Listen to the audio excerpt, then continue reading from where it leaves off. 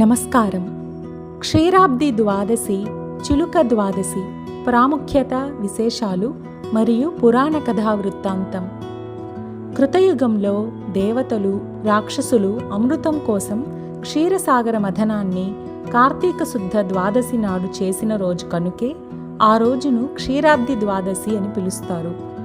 అమృతం కోసం క్షీరసాగరాన్ని చిలికారు కనుక చిలుక ద్వాదశి అని, అమృతం కోసం సాగరాన్ని మథించారు కనుక మథన ద్వాదశి అనే పేరు కూడా వాడుకలో ఉంది. శ్రీ మహావిష్ణువు శ్రీలక్ష్మి సమేతంగా బ్రహ్మ, ఇంద్రాది దేవతలతో కలిసి బృందావనానికి వెళ్ళారు అంటారు. అందుకే ఈ రోజుని బృందావని ద్వాదశి అని కూడా అంటారు. క్షీరసాగర మథనములో జన్మించిన లక్ష్మీదేవిని శ్రీ మహావిష్ణువు దేవదానవ సమక్షములో వివాహమాడుతారు.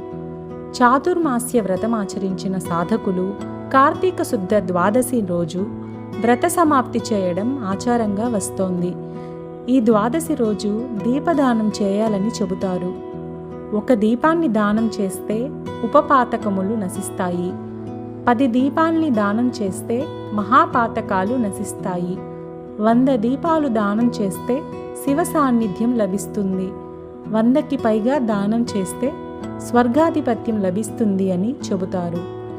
ఈరోజు దీపదర్శనం లభిస్తే ఆయుర్దాయం, బుద్ధిబలం, ధైర్యం, సంపద కలుగుతాయని చెబుతారు. ఈరోజు స్నాన సంధ్యలు చేశాక వివిధ వేద మంత్రాలతో గాని, పురుష సూక్త విధానం చేత గాని శ్రద్ధగా శ్రీ మహావిష్ణువును పూజించాలని చెబుతారు.